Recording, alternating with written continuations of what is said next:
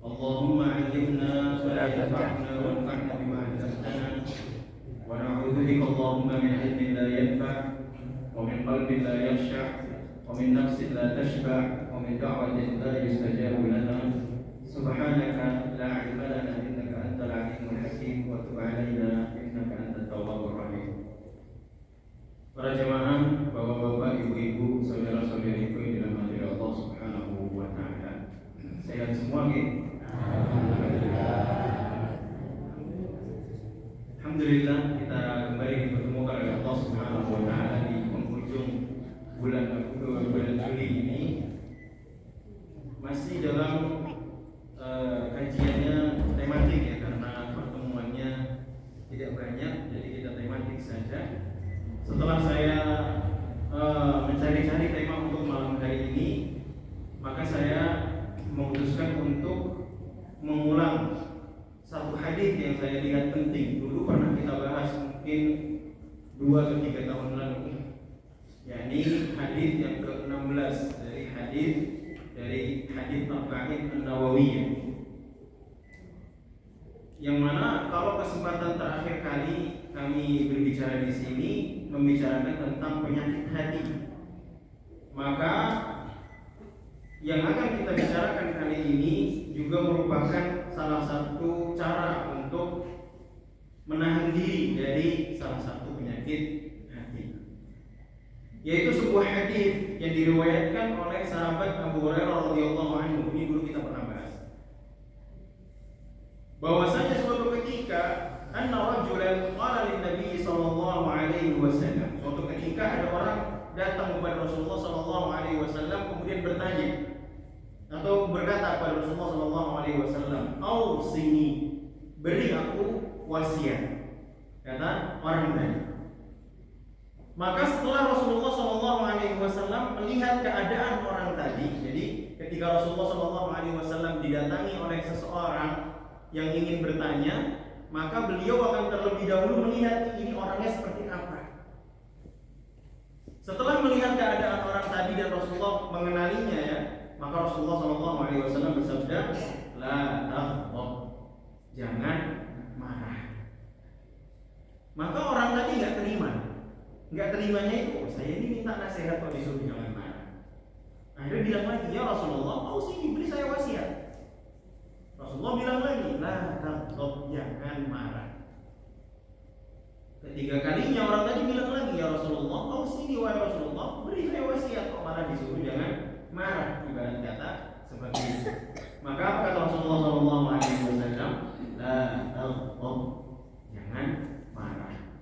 Maka akhirnya orang tadi sadar bahwasanya ketika dia meminta wasiat, minta nasihat sama Rasulullah SAW, nasihatnya disuruh apa?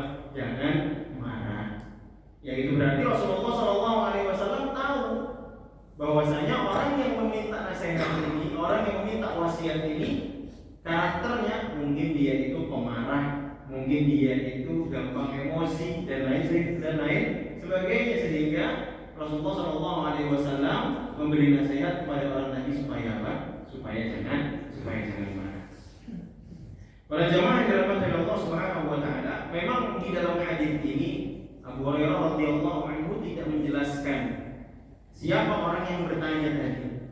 Akan tetapi di sini kita tahu bahwasanya yang bertanya tadi adalah salah satu sahabat Nabi sallallahu alaihi wasallam. Barangkali kita bertanya-tanya, yang masuk kategori atau yang dianggap sahabat Nabi itu yang seperti apa? Ada yang bisa menjawab? Yang pasti adalah berjumpa dengan Nabi sallallahu alaihi wasallam dikala beliau masih hidup. Jadi kalau kita berjumpanya dengan Nabi di dalam mimpi, kita termasuk sahabat Nabi bukan? Bukan, karena ketemunya di dalam mimpi, bukan ketemu secara bahasa kerennya face to face ya, bertemu 4 mata. Bahkan kalau di sana ada orang yang lahir di zaman Nabi, kemudian berjumpa dengan Nabi hanya ketika dia masih kecil, dia juga dianggap sebagai sahabat Nabi dan sebutannya adalah Sirarus Sahabah atau sahabat Nabi yang masih kecil. Sedangkan sahabat Nabi SAW yang memiliki perjumpaan dengan Nabi itu sangat banyak disebut sebagai kibarus sahabat atau sahabat senior. Jadi ada sahabat junior atau sahabat kecil, ada sahabat senior. Kemudian siapapun yang hidup di zaman Nabi SAW tapi tidak berjumpa dengan Nabi, mereka tidak dikatakan sebagai sahabat. Contohnya adalah barangkali kita pernah dengar namanya Raja Najasyi yang datang atau yang tinggal di Habsya, di Ethiopia, di Afrika. Jadi sebelum kita lanjut ceritanya, syarat dikatakan sahabat itu ada beberapa. Yang pertama, hidup di zamannya Nabi, sezaman dengan Nabi. Kemudian yang kedua, berjumpa dengan Nabi. Kemudian yang ketiga, beriman kepada Nabi Muhammad SAW. Kemudian yang keempat, wafat dalam keadaan beriman. Berarti yang tidak hidup sezaman dengan Nabi, dia tidak dikatakan sahabat. Kemudian hidup sezaman dengan Nabi tapi tidak ketemu, tidak dikatakan sahabat sekalipun dia beriman, wafat dalam keadaan beriman. Dia hidup sezaman dengan Nabi, dia berjumpa dengan Nabi tapi tidak beriman dengan Nabi, dia tidak dikatakan sahabat. Contohnya Abu Lahab, Abu Jahal, dan juga orang-orang kafirin atau musyrikin lainnya. Dia sezaman dengan Nabi, ketemu dengan Nabi, tidak atau dia beriman dengan Nabi, masuk Islam, tapi murtad kemudian meninggal. Ini juga tidak dikatakan sebagai sahabat Nabi. Ya, jadi Raja Najasyi, kita kembali ke ceritanya Raja Najasyi. Dia adalah seorang raja di negeri Ethiopia yang dulu menampung sahabat Nabi yang datang dari Makkah untuk berhijrah ke Habasyah atau Ethiopia. Kemudian singkat cerita, beliau masuk ke dalam agama Islam sendirian. Padahal dia raja. Dia sendiri masuk Islam, rakyatnya ketika itu tidak ada yang masuk Islam bersama dengan beliau. Maka ketika beliau wafat, Rasulullah SAW menyolatkan beliau dalam keadaan atau dengan sebutan sholat ghaib. Jadi kalau ada pembahasan tentang sholat ghaib, ulama itu berbeda pendapat. Ada yang mengatakan sholat ghaib itu hanya dilaksanakan jika kita tahu di sana ada orang Muslim yang meninggal tapi tidak ada yang menyolatkan. Misalkan dia merantau ke mana? Amerika. Dia meninggal ternyata tidak ada di sana yang menyolatkan, atau misalkan kecelakaan kemudian hilang dan kita tahu dia Muslim, maka bisa dilaksanakan namanya sholat ghaib. Tapi kalau misalkan hanya seperti saudara kita yang ada di Palestina, saudara kita yang di Suriah, di mana kalau mereka meninggal ada yang menyolatkan, maka cukup dengan disolatkan oleh mereka, kita tidak perlu melaksanakan sholat ghaib.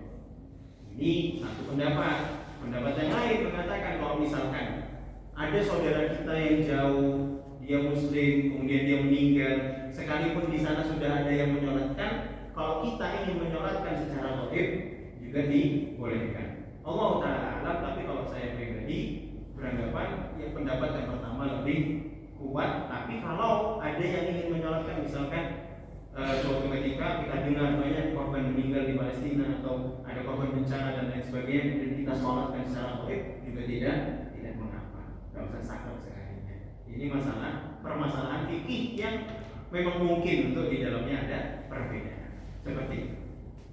Nah, jadi Raja Najasyi ini disebut sebagai, tidak dikatakan sebagai sahabat Nabi, tapi disebut sebagai mukhadram. Apa itu mukhadram? Yaitu orang yang beriman kepada Nabi, hidup sezaman dengan Nabi, tapi tidak jumpa dengan Nabi, disebut sebagai mukhadram. Nah, kita kembali kepada pembahasan hadis ini, yaitu berkaitan dengan hadis jangan marah. Di sini para ulama rahimahullah taala ketika menjelaskan sabda Nabi SAW, la taghdab, jangan marah, mereka menjelaskan bahwasanya yang dimaksud di sini ada dua makna. Yang pertama adalah ketika ada sesuatu yang dapat menyebabkan kita marah, maka kita semestinya menahan diri. Jangan sampai marah itu meledak-ledak. Marah itu wajar. Rasulullah juga pernah marah. Ya, para sahabat juga pernah marah. Para ulama juga pernah marah. Rasulullah pernah marah tapi tidak pernah membentak. Kalau kita sering mendengar bagaimana Rasulullah marah itu beliau menahan sampai wajahnya itu kulitnya memerah. Kemudian beliau memperbanyak istighfar. Kemudian ketika sudah reda, baru kemudian beliau berbicara. Seperti itu. Kemudian ada juga para ulama menjelaskan yang dimaksud dengan marah di sini adalah kalaupun kita marah, semestinya kita menahan diri, jangan sampai kemarahan ini semakin menjadi-jadi sehingga apa? Sehingga timbul sesuatu yang berbahaya baik bagi diri sendiri maupun orang lain. Karena cenderung kalau kita marah, misalkan kita kesel sama anak, marah maunya mendong, nutuk, nyubit dan lain sebagainya. Ya, ibu lagi di dapur, anaknya ganggu, ya, adanya centong diucal atau dibalang centong, misalkan seperti itu karena marah. Ya, jangan sampai ini terjadi. Ya, karena di tangan adanya arit, nah itulah bahayanya kalau kita itu tidak menahan amarah. Nanti kita akan bahas tentang bagaimana cara kita meredakan amarah. Ada beberapa faedah ya, dari untuk pelajaran yang dapat kita ambil. Yang pertama adalah bahwasanya para sahabat radhiyallahu anhum, mereka itu adalah orang-orang yang semangat untuk mencari ilmu. Buktinya apa? Kalau mereka tidak paham sesuatu, mereka itu bertanya. Jangan malah sebaliknya. Tahu ini enggak? Mau tanya enggak? Enggak usah lah, nanti kalau tanya jadi boleh. Dan nanti kalau tanya jadi enggak boleh dan lain sebagainya. Pernah dengar seperti ini? Misalkan ada yang suka main judi online. Ini boleh, atau misalkan suatu permainan. Ini boleh tidak? Ah, jangan nanya lah, nanti kalau tanya jadi enggak boleh. Nah, ini salah satu bentuk kebodohan. Semestinya kita tidak boleh lakukannya demikian. Misalkan kita berkecimpung dalam suatu muamalah harta, kita tidak tahu ini halal atau haram, kita ragu ini boleh nggak ya? Tapi kita nggak mau nanya dengan alasan, aduh nanti kalau saya tanya jadinya nggak boleh, nggak jadi dapat duit. Nah seperti itu. Ini adalah salah satu bentuk kebodohan yang tidak semestinya kita lakukan. Para sahabat radhiyallahu anhum, mereka itu orang yang sangat semangat untuk mencari ilmu. Ya, bahkan mereka tidak segan untuk bertanya. Misalkan, wahai Rasulullah, coba tolong beri saya wasiat, beri saya nasihat. Seperti nanti Rasulullah akan melihat orang ini nasihat seperti apa, wasiat seperti apa yang dibutuhkan oleh orang tersebut. Kemudian Rasulullah akan berikan nasihat. Itulah mengapa wasiatnya Rasulullah SAW itu beda yang tanya, beda juga jawabannya. Seperti itu. Kemudian ini yang kedua juga, bahwasanya nasihat itu tidak bisa dipukul rata antara satu orang dengan yang lainnya. Meskipun meskipun isi nasihatnya itu sama, akan tetapi beda orang, beda cara menyampaikannya. Sama-sama ingin menyampaikan supaya, atau sama-sama ingin mengajak orang ke masjid, tapi yang satu lebih tua, yang satu anak kecil. Tentunya caranya berbeda. Anak kecil masih bisa kita suruh misalnya, ayo masjid, kita sedikit dengan nada tinggi mungkin masih bisa. Tapi kalau orang yang lebih tua, masa ada orang yang lebih tua dari kita kemudian ayo ke masjid gitu. Dengan nada yang tidak baik, tentunya berbeda. Jadi meskipun nasihatnya berbeda, kalau kita itu adalah orang, meskipun nasihatnya sama, kalau kita itu adalah orang yang hendak memberikan nasihat, maka kita lihat orangnya. Cara berbeda orang, berbeda juga cara penyampaiannya. Kemudian yang ketiga, faedah yang ketiga adalah bahwasanya larangan marah yang disampaikan oleh Rasulullah SAW itu bukan berarti kita nggak boleh marah sama sekali.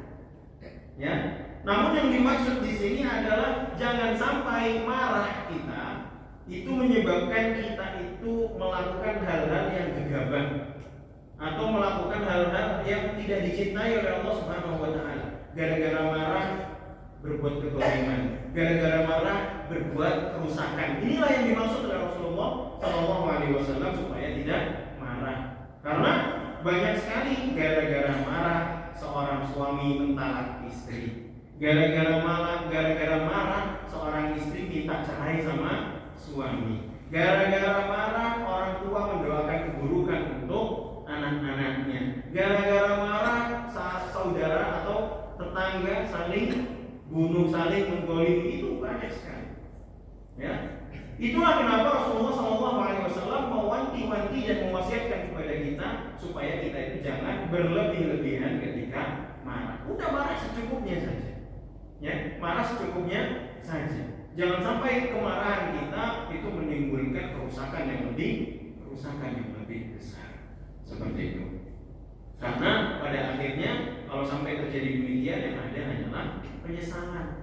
Dulu bahkan ada kasus, tapi ini ya, misalkan karena marah, kemudian dia marah dengan istri, seorang laki-laki marah kepada istrinya, kemudian tersebut dari lisannya, saya talak kamu, talak 3. Ya, tersebut seperti ini. Nah, cuma ada pembahasannya sendiri ketika seorang laki-laki itu mentalak istri dalam keadaan marah, itu bagaimana? Ya, nanti insya Allah akan ada pembahasannya.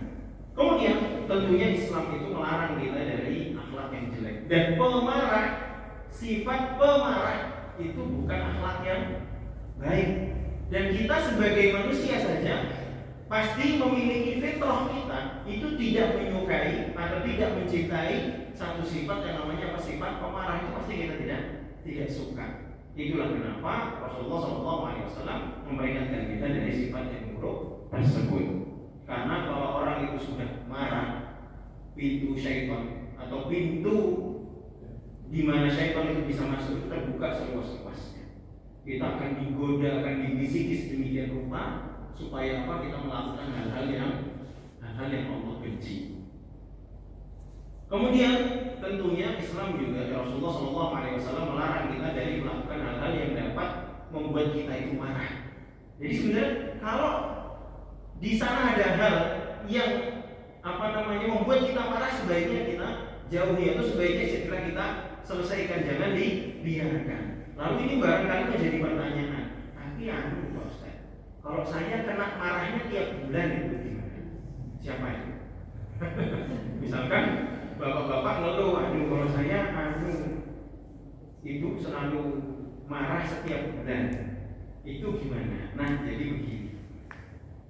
Sekalipun ibu-ibu, para saudari-saudari sekalian, memang dalam kondisi datang bulan itu emosinya tidak stabil, dimana kadang-kadang lihat suaminya diem pengennya marah, lihat suaminya gerak ya pengennya marah. Nanti suaminya mungkin kalau bapak-bapak yang sudah menikahnya sudah puluhan tahun, sudah sangat berpengalaman ya, sudah makanan sehari-hari misalkan seperti itu ya, diem salah, gerak juga salah. Nah, ini untuk yang bapak-bapak, untuk yang laki-laki tentunya kita berusaha untuk memahami situasi tersebut. Perbanyak apa? Istighfar.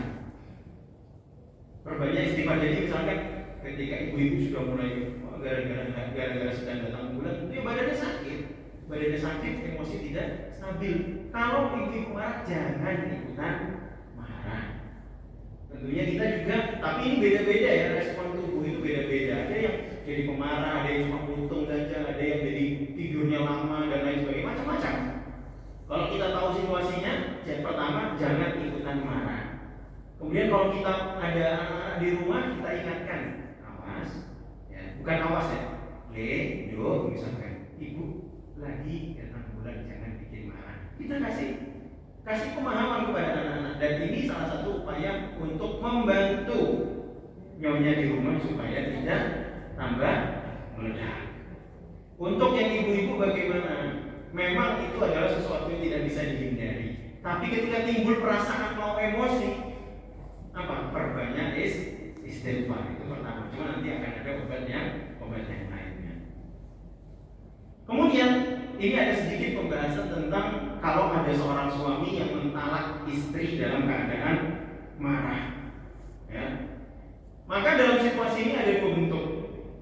Kalau dia menyampaikan talak atau menceraikan istrinya sambil marah, ini karena tersulut emosi, jadi dia itu tidak sadar, saking marahnya, kemudian tersulut emosi, kemudian dia terucap kata talak dari lisannya, ya, maka yang seperti ini dianggap tidak jatuh talak. Misalkan saking marahnya, kamu tak ceraikan, nah, seperti itu. Ini tidak dianggap jatuh talak. Tapi kalau dalam keadaan marah, dia masih bisa mengontrol emosi, kemudian dia bicara dengan tenang, ya, bicara dengan tenang, tersebutlah atau terucaplah kata talak, tapi dalam keadaan sadar, bukan dalam keadaan emosi marah sekali, tapi dia marah. Dia marah, tapi bukan emosi yang meledak-ledak, ya, dia masih bisa mengendalikan pikirannya, lalu terucap talak, maka ini dianggap sah. Ya, talaknya dianggap sah. Ini secara agama ya, nanti kalau secara pengadilan lain lagi. Secara pengadilan itu nanti tergantung bagaimana pengadilan. Tapi secara agama itu sudah dianggap sah. Jadi situasinya dua. Kalau marahnya meledak-ledak sampai kita itu kadang-kadang gitu ya, kita sampai nggak sadar karena saking marahnya. Kemudian terucap kata talak, ini tidak dianggap. Tapi kalau kita masih bisa mengendalikan emosi, kemudian kita ucapkan kata talak dengan sengaja, maka ini dianggap sudah sah talaknya, baik itu talak satu, talak dua, ataupun talak baik, talak yang ketiga. Kemudian ada beberapa kiat atau ada cara untuk meredam amarah. Yang pertama tadi sudah kita sering sebut, yaitu membaca ta'awudz atau membaca a'udzubillahi minasyaitonir rajim. Allah Subhanahu wa taala berfirman di dalam surat Al-A'raf, wa imma yanzaghannaka minasyaitonir nazghun fasta'idz billahi innahu samii'un 'alim.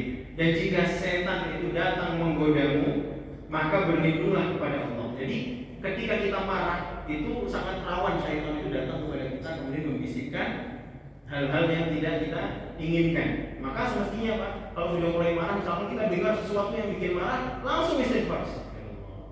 Astagfirullah. Tapi bukan astagfirullah sambil enggak. Astagfirullah sambil balang batu, sambil balang. Nah, itu bukan yang seperti ini, ya. Bukan yang seperti ini. Ya, tapi yaitu kita berusaha menutup pintu-pintu syaitan untuk masuk ke dalam atau supaya tidak membisikkan kita hal yang tidak kita inginkan. Kemudian dalam hadis yang diriwayatkan oleh sahabat Abu Hurairah radhiyallahu anhu, beliau berkata, "Idza ghadiba ar-rajulu faqala a'udzu billah sakana ghadabuhu." Jika seseorang dalam keadaan marah, kemudian dia mengucapkan a'udzu billahi minasyaitonir rajim, maka Allah Subhanahu wa ta'ala, maka dia akan marahnya akan meredam. Kalau kurang, tambah lagi ta'awudz lagi, ya, ta'awudz lagi, minta apa? A'udzu billahi minasyaitonir rajim, ya, minta perlindungan kepada Allah dari syaitan. Kemudian yang kedua, kalau kita sedang marah, supaya marahnya itu reda, diam. Ya, yang kedua adalah diam. Sebagaimana dalam hadis riwayat Imam Ahmad disebutkan, wa idza ghadaba ahadukum falyaskut. Kalau salah seorang yang sedang marah, supaya tidak meledak, jangan ngomong, diam. Makanya Rasulullah kalau lagi marah, biasanya beliau pakai diam. Lama, dan sahabat bisa tahu kalau Rasulullah sedang marah. Kemudian yang ketiga adalah berganti posisi. Misalkan ketika kita dengar sesuatu yang bikin marah, kita dalam keadaan berdiri, apa yang kita lakukan? Duduk. Kalau dalam keadaan duduk, segera apa? Berbaring. Kalau lagi berbaring, ya sudah, kita tahan, cuma ubah posisi saja. Jangan lagi baring. Biasanya malahan kalau kita lagi marah, posisi lagi baring cenderung malah berdiri, seperti itu. Malah jangan dituruti. Ya, jangan dituruti. Dalam hadis riwayat Abu Dzar radhiyallahu anhu, Rasulullah SAW bersabda, "Idza ghadiba ahadukum wa huwa qa'im falyajlis." Kalau kalian sedang marah dan sedang berdiri, duduk. Fa in dhahaba 'anhu al-ghadab wa illa falyatmajid. Kalau duduk marahnya sudah mereda, alhamdulillah. Kalau masih belum mereda juga, dia berbaring. Seperti itu. Berikutnya adalah marah itu cenderung dengan panas. namanya marah itu identik atau cenderung panas. Bawaannya kalau kita marah itu kuping panas, muka panas. Apa yang kita lakukan? Ambil air wudhu. Seperti itu. Rasulullah SAW pernah bersabda, "Innal ghadaba minasyaitan." Marah itu datangnya dari syaitan. Wa inna syaitan khuliqa minan nar, sedangkan syaitan itu tercipta dari api, tercipta dari api. Wa inna ma tuqfa'un nar bil ma, dan api itu dipadamkan dengan air. Fa idza ghadiba ahadukum falyatawadda. Sehingga kalau kalian marah, kalian segera berwudu. Kemudian terakhir, ingat wasiat Nabi sallallahu alaihi wasallam. Rasulullah sallallahu alaihi wasallam pernah bersabda, "Man kadhama ghaidahu, man kadhama ghaidan wa huwa qadirun ala ayyunfidahu." Ya, barang siapa yang menahan diri dari amarahnya padahal dia mampu untuk meluapkannya, maka apa Rasulullah sallallahu alaihi wasallam, "Da'ahu Allah azza wa jalla ala ru'usil khalaiq yaumil qiyamah." Maka Allah Subhanahu wa taala akan memanggil orang tadi pada hari kiamat di hadapan para makhluknya, hatta yukhayyirahu min al-huri ma syaa, sehingga dia dapat memilih bidadari mana yang dia suka. Memang konteksnya di sini untuk laki-laki, karena yang termasuk yang mudah marah itu adalah laki-laki. Ya, kata Rasulullah, orang laki kalau dia bisa nahan amarah padahal dia mampu untuk melampiaskannya, ya, maka nanti pada hari kiamat Allah panggil dia supaya pilih bidadari mana yang dia suka. Ibu jangan cemburu, karena nanti di akhirat tidak ada cemburu. Lalu yang ibu-ibu gimana? Allah akan pilihkan, Allah akan panggil dia, kemudian Allah akan suruh dia memilih mana nikmat surga yang dia inginkan. Seperti itu. Karena gini, saya kasih tahu lagi, laki-laki itu memang fitrahnya suka dengan perempuan. Sebanyak apapun harta laki-laki, kalau sudah berhadapan sama perempuan semuanya kalah. Contohnya, ini contoh saja. Sebanyak apapun harta bapak, kalau sudah ketemu ibu kalah. Enggak semua namanya, enggak semua. Biasanya gitu. Ya, biasanya gitu. Tapi kalau perempuan, ya, ini mungkin yang ibu-ibu lebih paham. Seburuk apapun wajahnya laki-laki, tapi bisa jadi ganteng kalau ada uangnya. Ini rahasia tapi sudah diketahui umum. Ya gitu ya. Karena memang godaannya laki-laki itu perempuan, godaannya perempuan itu apa? Ali-ali yang apa? Rekening yang tebel, itu godaannya perempuan. Jadi Allah akan kasih nanti kenikmatan sesuai dengan apa yang paling dicintai. Kalau di sini Rasulullah bilang bidadari ya karena ini paling disuka sama laki ya, nggak usah khawatir. Ya. Nah mungkin ini yang dapat kami sampaikan. Ini saya mohon izin tidak bisa berlama-lama, mungkin tidak ada tanya jawab dulu karena saudara Allah ini di pondok ada ustadz yang meninggal. Ya, ustadz namanya Ustadz Ahmad Rosidi, guru saya dari SD. Allah wafat karena ya, sebabnya sakit komplikasi. Usianya mungkin baru awal 50. Nah, ini tadi jenazahnya baru diantar ke pondok, insya Allah sekitar 8:30 jam 9 mungkin akan disolatkan kemudian dimakamkan. Jadi saya nggak mohon izin Bapak Ibu sekalian untuk pulang lebih cepat dari biasa. Jazakumullah khairan katsiran. Semoga Allah Subhanahu wa taala mempertemukan kita lagi di kesempatan dan pertemuan yang berikutnya. Wassallallahu wasallim ala nabiyyina Muhammadin wa ala alihi wa sahbihi wasallam. Assalamualaikum warahmatullahi wabarakatuh.